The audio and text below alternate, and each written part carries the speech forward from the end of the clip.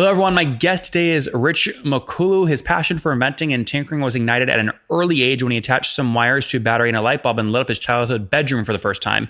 It also happened to be around the time he saw the movie Flubber, so it's safe to say his fate was totally sealed. He has a patent related to the military space and has experienced how difficult it is to get the products he'd spent years developing and prototyping actually made. This led to the creation of Inventaprint with his twin brother, Roland. That's what they're working on today. Rich, are you ready to take us to the top? Yes, let's do it. All right. So what is Inventaprint and what is your revenue model? How do you make money? Yeah. So Inventaprint, simply put, is we apply intelligence to the hardware development process. So we basically take hardware companies' component specifications, where they are in the product lifecycle, and give them a list of vetted manufacturers that can bring those products to life. Our model is we're a SaaS plus company. So we have an annual license fee that hardware companies pay us. And the plus side of things is we get paid on each transaction from the manufacturers. Okay, so let's just focus on SaaS for a second. What's the average customer pay per year, would you say? Yeah, so the average customer is about like $5,000 per month, right? Okay. Per user. Per month or per year? Per month. Per month, okay. $5,000 per month. Okay, so let's say that I have a patent on something. I want to go get it created. I'm paying you $5,000 for the year, and you're going to help me find manufacturers to build my product? Correct. So basically, we have two tiers of customers within our SaaS business model. So the within the enterprise level customers, we work with innovation teams, right? So they would pay for access to the platform, and basically by using the platform, they get connected to vetted network manufacturers to help build their products. Okay, so I sign up with you today. It takes me 6 months to pick a supplier from your network. I then 8 months in finally have like the first product done, and then maybe 10 months in I'm starting to drive sales. And let's say my little widget is now doing $10,000 a month in sales via that supplier. You're taking a cut of those sales? That is correct.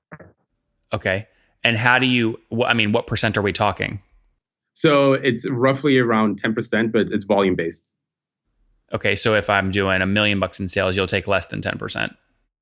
Correct. Okay. And how do you track that? I imagine once I work with a supplier, you then have to basically track that my widget is being sold in Target and Kmart and Walmart. And how do you actually know how many sales I'm doing?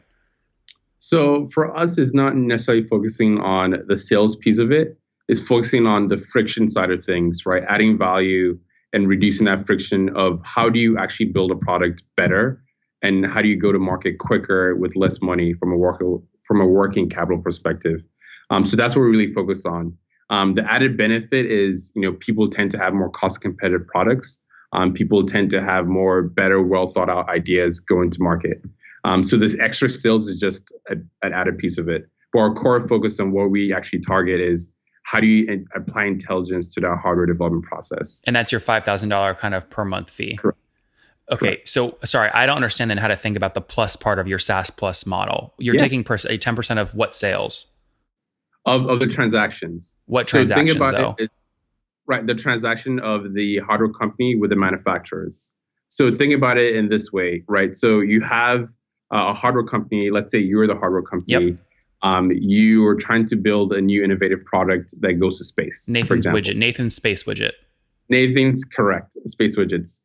So you have our SaaS model where you pay us for the access to the platform. And with each transaction, we get a percent commission, similar to how you'd pay. Oh, I see. This is like Upwork or Fiverr. So if I pay a manufacturer $100,000, you're going to take 10% of that cut. Right, and just to ground you on the way it works right now without a platform. So similar to the real estate industry, how you have real estate brokers, you have manufacturing brokers in the hardware space. And those people take anywhere between 15 to upwards of 25%, right? So what we do is by using the 10%, we're actually undercutting the broker market and giving a more cost competitive solution there. Yeah, as long as your SaaS fee, so they have to be doing enough volume where the SaaS fee is marginal. Correct. So we're mainly B2B. Yeah. Okay. So let me ask you, your average customer, how many dollars in a given year are they giving to manufacturers that you've connected them with? I'm assuming it's in the millions. Yeah. So our dollar profile is, for a mid-market company, we really determine it by $1 million worth of spend a year. And then for the enterprise is over that. So that's where we kind of target the mid-market enterprise range. I see. So if Nathan's Space Widgets is doing so well, where I beat Elon Musk to the moon, and I'm putting more than $1 million per month or per year through the manufacturer that you connected me with, I'm still paying the same flat $5,000 per month fee, regardless of my volume. But again, you're taking some cut of sales that's dependent on the volume. That is correct. I just missed the last piece of it. That's okay. I'm just trying to understand whether someone's putting $1 to the manufacturer or $100 million to the manufacturer. They're still paying $5,000 a month. Right, and the key for us is making sure that we add value outside of that transaction. Right. So the reason why we're more of a SaaS company is because we give companies tools to better efficiently interact with their internal teams, to where when they're transacting, that's all fine and great, but they already see value without transacting. So there are customers that we have that even pay us regardless of transacting because we provide so much value without those transactions. I see. And how many customers have you scaled to today? So right now we have a network of over 100 manufacturers. We're mainly B2B. We have around a little less than 20 paying customers, but mainly larger B2B. 20 kind of large B2B customers, and you're helping get them connected to a network of about 100 potential manufacturers. Right. If I take 20 times that $5,000 price point, you guys are doing north of $100,000 per month at this point. Is that right? Wow. Well, thanks for backing into revenue. Well, I mean, you gave me. I mean, it's just multiplication, not that hard. Yeah, I know. It's funny. I mean, that's accurate. Something like that. Okay, and help me understand growth. So take me back to November 2017. What were you doing per month back then? November? Yeah, a year ago. I'm just looking year-over-year growth. So you're doing $100,000 a month today. What were you doing a year ago? Yeah. So for a year ago, so I don't know if you know the background, but basically a year ago we were actually part-time. So my twin brother and I were part-time. Just started Inventaprint. They were part-time jobs. We actually just went full-time about 3 months ago, both of us. So how little were you a year ago? So we were pretty little. We were probably maybe 3 customers, and most of them were getting the transactions, like the funding off of just transactions alone. Okay, so are you talking less than $10,000 a month back then? Correct. Okay, very good. And so, and just to be clear, so today you're over $100,000 per month. So right now we have a pipeline of over $100,000.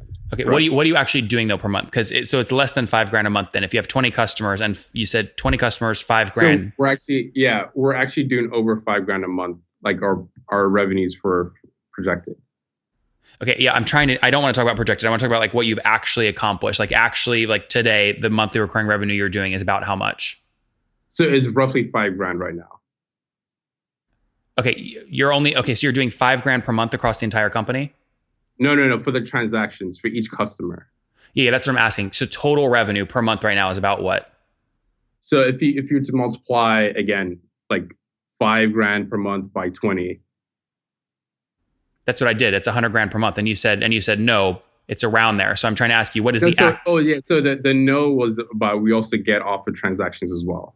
I know. I'm sorry. So just the SaaS model you're doing. Yeah. That's accurate. Right. You're doing $100,000 per month. Right. Got it. And then you're adding on top of that transaction fees. So true or false, you're doing more than $100,000 per month right now in revenue. Okay, got it. Just want to make sure. Cool. And okay, so I want to put this back on a timeline so you can tell more of your story here. You guys were part-time a year ago. So you really launched this. You started tinkering in 2017 and you just started full-time this year? Yeah. That's great. Have you bootstrapped this or raised capital? We bootstrapped completely. I love that. That's great. Are you thinking about raising capital or no? We are considering raising capital. Okay. And why would you say yes versus no? It's a very interesting question. So for us, it's about how fast we want to grow, right?